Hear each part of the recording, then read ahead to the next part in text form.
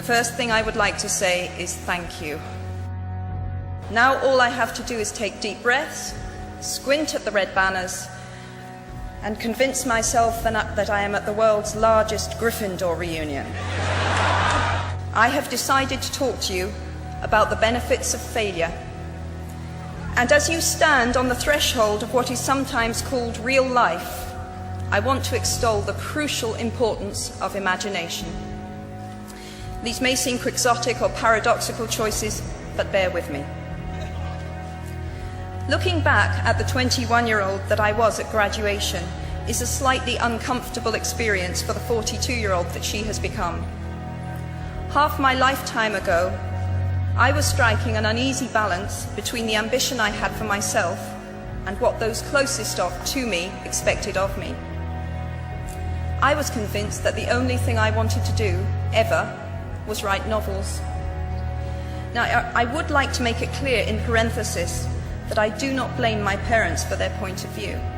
There is an expiry date on blaming your parents for steering you in the wrong direction. The moment you are old enough to take the wheel, responsibility lies with you. What is more, I cannot criticize my parents for hoping that I would never experience poverty.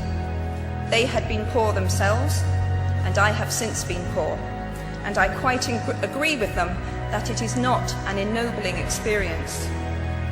You might be driven by a fear of failure quite as much as a desire for success. Indeed, your conception of failure might not be too far removed from the average person's idea of success. So high have you already flown.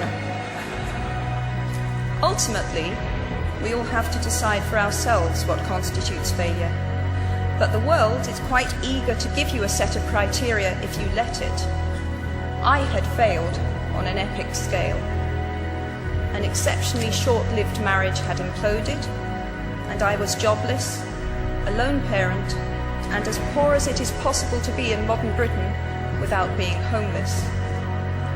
The fears that my parents had had for me and that I had had for myself had both come to pass, and by every usual standard, I was the biggest failure I knew. Now, I'm not going to stand here and tell you that failure is fun. That period of my life was a dark one. So why do I talk about the benefits of failure? Simply because failure meant a stripping away of the inessential.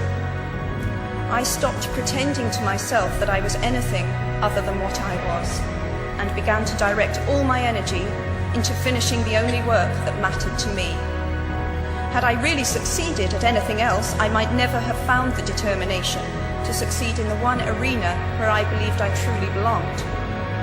I was set free because my greatest fear had been realized, and I was still alive, and I had an old typewriter and a big idea. And so rock bottom became the solid foundation on which I rebuilt my life.